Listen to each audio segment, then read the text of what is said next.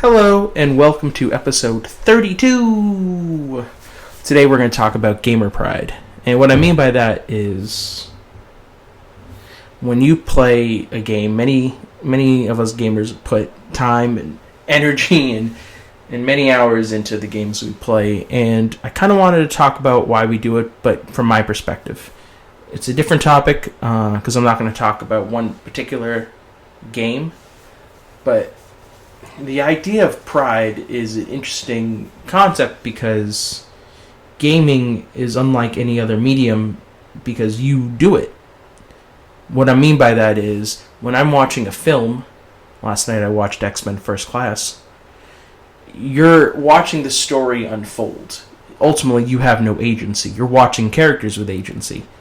When it comes to games, it's all about player agency. What I mean by that is you're the one making the choices. Even in a linear experience, you're ultimately the one making the choice to move forward. Because at any point you can stop, you can pause, you can quit, you can uninstall it, you're done. But, with movies, with theater, with books, you're just along for the ride. What I find so fascinating about games, and to get more specific, I'm talking MMORPGs, I'm talking RPGs, really player-driven role-playing games. There's that sense of pride of like, wow, I did this, and again, even in linear games to a lesser extent, wow, I came up with this plan, I executed on it. So I'm going to talk about 4 games and moments where I was like, wow, I did that. So here we go. The first one I want to talk about is Final Fantasy XIV. In the expansion Heavensward, you get into a multi-generational conflict between dragons and the church of this city. I'm not going to get into extreme details because that would take a whole hour. But you get into the conflict and you strive to settle a centuries-old conflict. And you do it. My character did it. Because it's an MMO, it's a character you created. My character, Noctis, brought peace to both dragonkind and humankind. And it was so cool. And it felt like, oh my god, I did this thing. That was so cool. And legend of your character grows as you're meeting and talking with these officials. And I just went out east to another land, and what's so great is that agency of like, wow, I'm truly leaving an impact on the world. I think most days people don't feel like they're leaving any impact at all. Whether it's their job, whether it's daily interactions with their friends, whether it's just existing in this world, sometimes it's hard to think that you've left any impact. But what's so great about the immediacy and the storytelling of games is you did leave an impact. You know exactly what you did. There was a cause, there was an effect. And I'm not talking about in a small scale.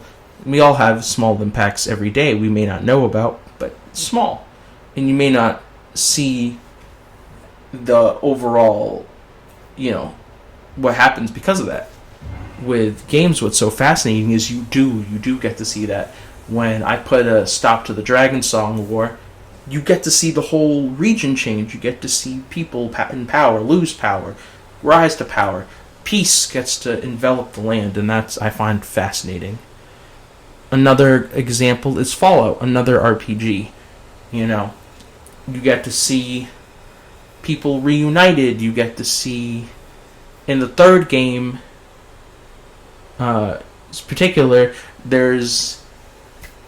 long story, you find out that your dad is trying to purify the water in Washington, D.C. Fallout is a nuclear post-apocalyptic game. All the water is irradiated due to a nuclear exchange in China in 2077.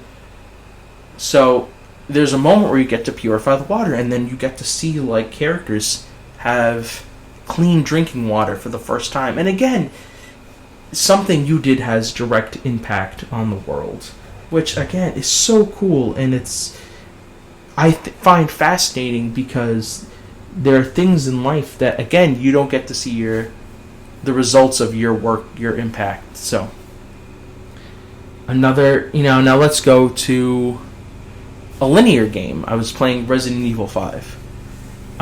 You get to, destroy the main series bad guy, Albert Wesker. And you get to see, the landscape change. You get to see the optimism return to these characters. Again, an impact that you made. And at this point, I'm just beating a dead horse. And I know I have one more. The Witcher. You get to control the geopolitical shifts of these regions as Geralt of Rivia. And whether it's through smaller quests or bigger quests, the way the world shifts and moves comes directly from your actions. It's so easy to feel lost in today's geopolitical climate, feeling that what you have to say doesn't mean anything. But what I find so great and rewarding, and why I spend so much time and energy in these games, is it feels like your voice matters and what you do matters. And in life, your voice does matter. And what you do does matter. You have a direct influence on the world around you, whether you know it or not. So, what's great about games is maybe it lets you build the confidence. If my decisions and impact matter here, maybe I can take that energy, that drive, and bring it into the world, and maybe my decisions will matter there. So, some food for thought. But that's just me, and that's why I spend all those times, because if I can, for one moment, feel that I'm making a positive change somewhere, maybe I can take that energy and bring it to my real life. So, thank you for listening. I hope you enjoyed the episode. Have a good day, and happy Mother's Day.